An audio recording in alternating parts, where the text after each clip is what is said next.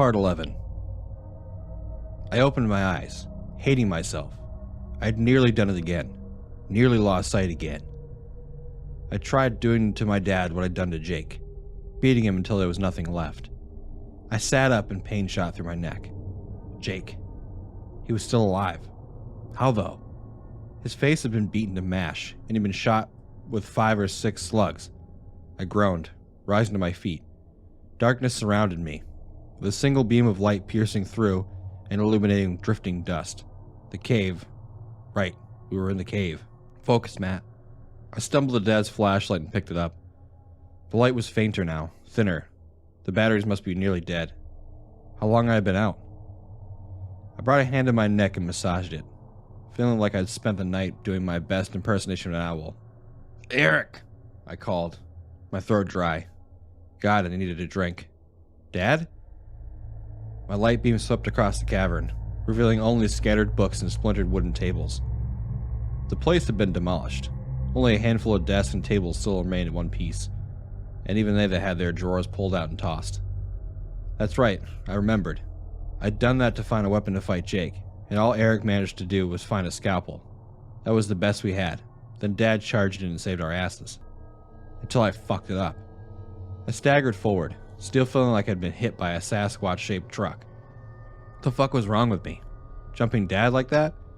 I tried to shake the self-loathing, but this time it was all-consuming. I'd really screwed us over. Jake had probably used our fighting as cover to make his move. And now Eric was paying the price. He'd been injected with Jake's medicine, and then forced to say Per Diem's name. To welcome the Lord beyond the veil. Whatever the fuck that meant. Didn't mean anything good. I knew that much. I swept the light to the summoning circle and my stomach dropped. Its runes glowed a dull red, casting a crimson tinge to the black stone they'd been carved in. Eric! I shouted again. Dad? No. God, no. I fell back at a wooden chair, putting my head in my hands. Where were they? Please, Matthew! Not now, Mom. Please! I screamed as loud and hard as I could. My throat felt like sandpaper, but I didn't care. I screamed and screamed until I was out of breath, until the voices in my head shut up and then I cried again. Even if I could find them, how the fuck was I supposed to help them? I picked up the scalpel Eric left on the table and stared at it. Hated it. How was I supposed to save them with this? Jake took shotgun blasts and shrugged them off, and all I had was a damn scalpel, a busted wrist, and something inside of me trying to get out. It's dark. I looked up, not sure if I'd probably heard. Was that? I brought the light around, scrambling from my chair. My sneakers slipped on the slick black cavern floor. Nolan! I shouted, falling to my knees beside him. He was sitting upright, breathing heavy, and no longer the bipedal werewolf he'd earlier resembled. He was human again, or at least as close as he could be to a wolf mask fused to his neck. Are you? He raised a hand, then pointed to the scalpel still in my hands. Dark. Dark? I said, with more frustration than I'd meant. I felt so much angrier here on the mountain, like I was desperate for violence. I swallowed the rage. Breathe, just breathe. Scalpel, right? He nodded slowly, as if the act was painful in itself. What do you want with it? I said, completely at a loss. I wished he would just say some real words for once. Dark. He brought a finger along his neck, tracing the stitching of the mask. You want me to cut it off you? The mask? Another slow, pained nod. That made more sense than anything I'd heard all night. I shifted closer and then paused. My heart thrummed to my chest, and I could feel the rage boiling inside me, thrashing to get out. I thrust the scalpel toward him. I don't trust myself right now. You do it, and I'll help you if you need me. He shook his head. Fuck, he didn't understand. There was something inside me, and whenever I saw blood, it clawed closer and closer to the surface. It happened with Jake. It nearly happened to my own father. I couldn't risk losing control on Nolan, not when he was all I had left. I grabbed his hand and put the scalpel to it. Just do. He recoiled with an agonizing scream, his body writhing. The scalpel clattered on the floor. I leaned closer, panicked. What had I done? He cradled his hand, and I saw scorch marks on his palm. The red seared flesh made an outline of the scalpel, and steam hissed on its snaking tendrils. You can't touch the scalpel? I breathed. The puzzle piece forming in my mind. But you could touch the iron gate. A decade of monster lore swam in my head. Is the scalpel silver? It's dark. Hold still, I said, doing my best to steady his head with my broken wrist. I used my good hand to make an incision along the mask stitching. His body jerked and seized as the blade sliced through the threads, and in some places, his flesh. Nearly there, I said. A thin trail of blood wound its way from his neck down to his chest, and I did my best to ignore it. Thankfully, the rancid smell of his wolf mask made a good mental anchor and helped me stay in the moment, avoid the pull of whatever was inside of me. Please, Matthew! There, I said, cutting the last pieces of the mask free. I pocketed the scalpel. His skin was searing around the incision points, and his whole body trembled in pain. Sorry. That should do it. He raised his hands to his mask and lifted it slowly. The glow from his eyes faded, and the mask itself seemed to droop, the flesh sloughing from the skull and rotting away. I helped him raise it off entirely, and we dropped it to the floor. The man beneath looked a lot like Jake. He had a wide jaw, a mess of hair, and a short beard. His plaid shirt had been torn away during his previous transformation, but he still had those same jeans that Jake wore, faded from hours outdoors. It occurred to me that Jake probably gave him his clothes. Thank you, he said quietly. You can talk now? My heart raced. I had so many questions. He nodded, swallowing. I can. He ran a hand along his neck, where the mask had been cut free. Only silver can undo those bonds. I'd tried cutting it before, but they healed too quickly. Thank you, Matthew. Yeah, I said. Of course. I looked down, guilt bubbling in my chest. Thank you for everything, but he got Eric, my dad, too. Yes. I thought that he might. He's much stronger than I am. Do you know where he's taken them? A small ember of hope had began to burning inside of me. Nolan must know. He's been here all along. Because we need to get over there now. He summoned per diem, Nolan said, rising on his shaky legs. Yes, I'm well aware of everything. The mask prevented me from speaking, not listening. He ran a hand over his ribs, breathing deeply and wincing. I'm afraid without the mask, I won't be much help in a fight, but that's not what you need right now. You need information, and I can help you with that. Hand me your light. I did, and he brought it to a rest in a broken cabinet in the back corner. That'll be it. He handed the light back to me and limped toward it. I followed. Per diem is powerful, perhaps too powerful to stop. But we may be able to save Eric. And my dad?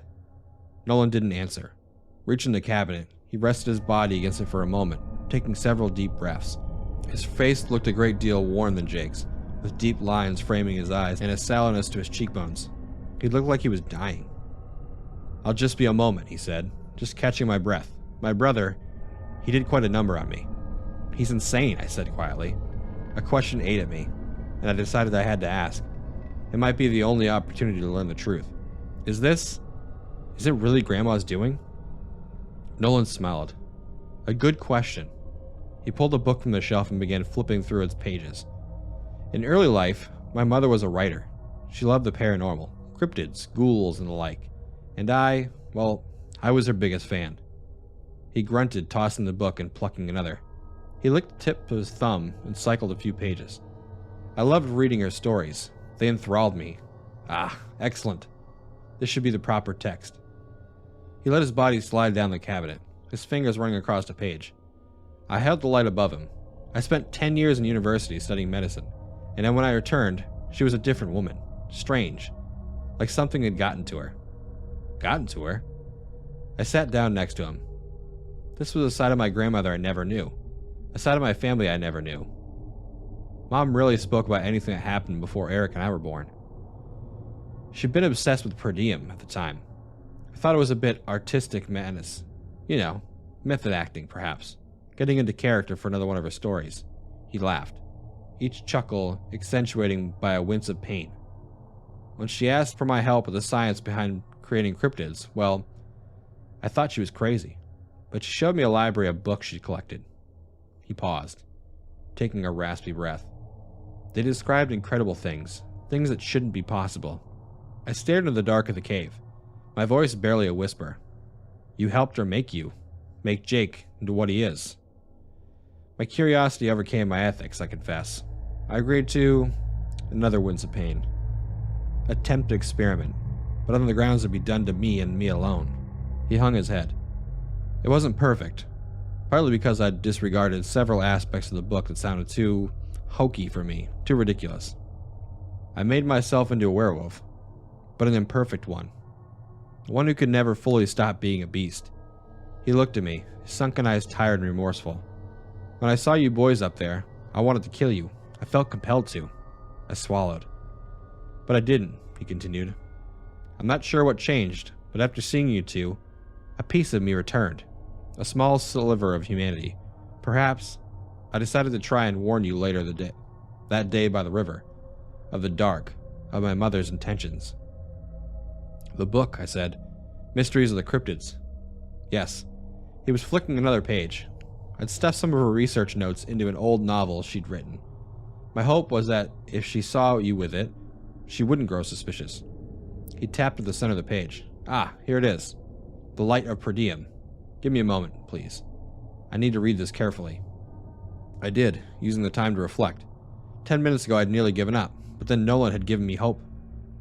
He'd saved me all over again. Whatever was in that book, he seemed to think was a real shot at helping fix this disaster. I believed him. There was hope for Eric. Hope for my dad. We could do this, put things back to normal, and get off this goddamn mountain and turn this whole experience into exactly what it deserved to be. A repressed memory. I just needed to know what to do. It's as I suspected, Nolan said a short time later. The summoning requires an amount of offerings, or cryptids to put it simply. 4 of them, in a host. That would be your brother, or you. He shot me a weary smile. I don't understand. Is that good or bad? Well, Nolan said, leaning back and resting the map on his lap. Without the mask, I've lost my ability to heal from my wounds. All this to say that I'm dying. I should thank you that I'm dying as a man. I suspect that when I leave... He let out a wail and clutched his side. Are you okay? I said, realizing what a stupid question it was. Jake had thrown him half the length of a football stadium. His insides were probably damn near mush. Dying still, he said with a wry grin. But all right otherwise. As I said, when I leave, his offerings will be one short, and Jake's summoning will be unsuccessful. Wait. I stood up, looking at the runes on the ground. I thought they'd already summoned him. Yes, Nolan said. They have. He's on his way. But crossing worlds is not as easy a task, at least according to these old tomes. He patted the book on his lap. I suspect Jake's taken them to meet the Lord beyond when he arrives. Isn't that here? I said, staring at the summoning circle. Isn't he arriving in this circle? The cabinet creaked as Nolan leaned back against it. His head rested on the cupboard door and he closed his eyes. Think of the circle as a telephone. It's a way of communicating that their terms have been met. Everything I've read about Perdium would indicate him to be a prideful being, one who would be loath to enter this world through a dirty cave. He took a difficult breath. When I die, Jake's terms will be broken. Perdium won't grant him an audience. Great, no Perdium. That still left one massive problem.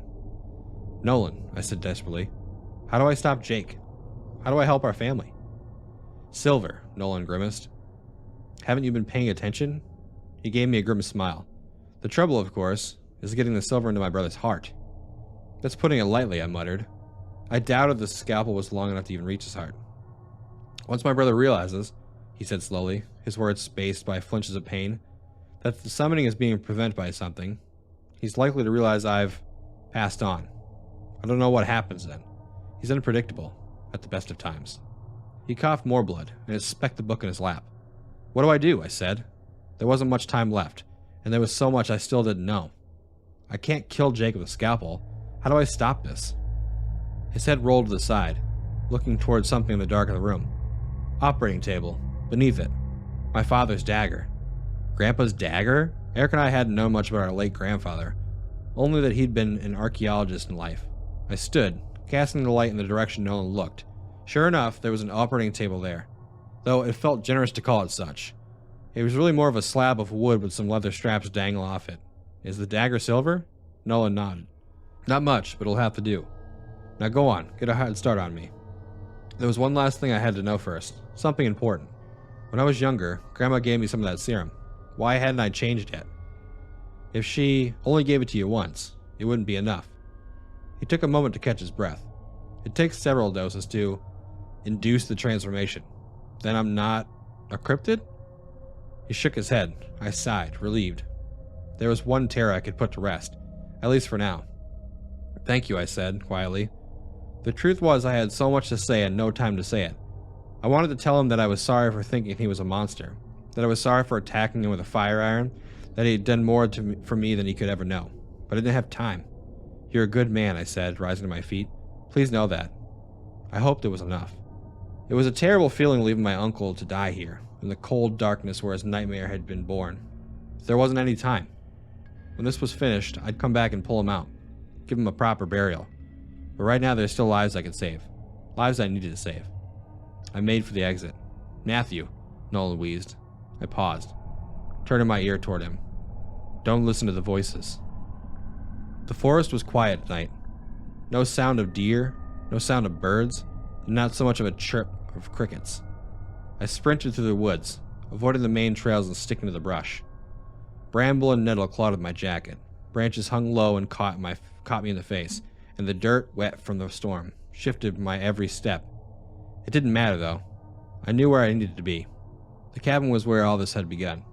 It was where Jake had ambushed us earlier, and perhaps it was where he intended for all this to end too. Except this time, I was the one running the ambush. Grandpa's dagger swung at my waist, hanging off the belt and smacking my thigh with every stride. While it was a good deal longer than the scalpel, it certainly wasn't ideal for fighting a 12-foot Sasquatch. Still, it was all I had. Truthfully, I doubted a silver broadsword would have made me feel any more confident. I was terrified either way. On the glass half full side of things, it had stopped raining. The temperature felt a good deal warmer too, although I suspected that it had something to do with me sprinting in a leather jacket. Above, though, the storm clouds still loomed, heavy and gray, and they'd shifted enough to mask the moon entirely. The forest was shrouded in near total darkness. Thankfully, Dad had saved my ass again. I brought a hand to my face and adjusted his night vision goggles, seeing a landscape of greens and blacks. Normally I'd be concerned about the lenses drawing attention, but I knew Jake couldn't see. Not after I gouged his eyes out. He did, however, seem to be able to smell us. I reared back my head and spat out a mouthful of mud. I'd rolled around in a puddle of it outside the cave, drenching myself head to toe in muck and grime, and I'd managed to get absolutely everywhere. Disgusting? Yeah. But maybe enough to mask my scent. At least until I got close enough to stab Jake, or something. Stuff to think about when I got there. Eric was the planner, not me. I operated more on instinct, and I hoped those instincts would serve me better than they had in the cave. All of us were relying on it. It didn't take long to reach the cabin.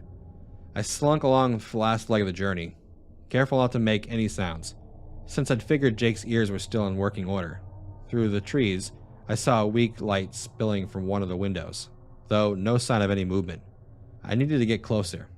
I glanced about, making sure the area was clear. To my left, there was only Grandma's old spinach patch, and beyond that was the walking trail to the river. Good. To my right, the beat-up car, and the road that led down the mountain. Good. Wait. I focused my goggles down the railway. Was that a fender? No, that was an entire truck. Its front end jutted out of the bushes a short way down the road. No doubt about it, that was Jake's. I wanted to fist pump the air, but I composed myself. Maybe we didn't need to fight Jake after all. If the three of us could get in the truck, we could almost definitely outrun him. Then we'd just come back in the daylight and deal with the things once his transformation had worn off. Perfect, I whispered. First, though, I needed to get Eric and Dad. The hard part. I dashed across the clearing and pressed myself against the cabin's wall, moving along in the kitchen window. The light that spilled from it flickered, as if cast by candle. I pulled the goggles off my head and peered inside. Nothing. Shit. The place looked exactly as I remembered it, right down to the chair that I'd busted the window down with. Alright, I thought. No need to panic. Somewhere else then. Maybe Grandma's bedroom. Or the living room. I crouched back down, slipping along the front of the cabin. Its entrance had been torn apart by Jake's previous visit, its front door missing and its entire vestibule sagging. Even the steps that led up to the front porch were cracked and broken, probably not built to withstand the weight of a were-Sasquatch. I froze. There was a sound coming from the cabin. It sounded like moaning, long, anguished groans. Fuck. I slipped past the front door, following the sounds along the side of the cabin. It was a few feet away from the dark window to the living area. That's where the sounds were coming from. I flicked on the night vision goggles, orienting myself beneath the window. I wanted to do this as carefully as I could. I slowly rose my head, peering inside. The fireplace was empty, just as I remembered, and I could see bits of Griff's cracked skull where I'd dropped it earlier. The wicker chairs were there too, along with boxes of Grandma's things, and there, near the far wall, Dad sat in a chair. A rope zigzagged across his chest, lashing him to a seat. I scanned the rest of the room. No sign of Eric. No sign of Jake either. I gave the window a gentle push, and it slid. Good. Unlocked. Made sense. What did Grandma have to fear out here? She was the one making the monsters. I opened the window quietly, so quietly that Dad hadn't noticed. His head lolled in the chair, his eyes distant and spacey. The guy looked exhausted. I took another look around, double-checking I was in the clear before raising up onto the windowsill.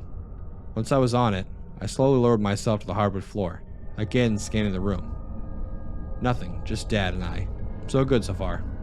My footsteps creaked on the floorboard and I froze. Shit, my heart raced. Was Jake here somewhere? Had he heard that? My hand rested on the hilt of the silver dagger instinctively. Please, Matthew! Shake it off. Please!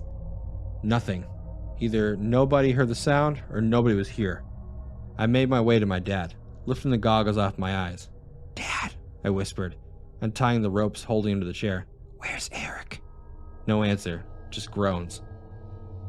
He rolled his head back, eyes milky white. Dad! I gave him a gentle smack on the face. He looked drunk, wasted. Seriously, we need to leave now. Another long groan. Dad, are you okay? I let the rope drop from my hands, taking a step back. I recognized those eyes. I'd seen them before. I took another step and something snapped beneath my foot. I looked down. A syringe. 3 of them. No. Matthew, Dad rasped. The river.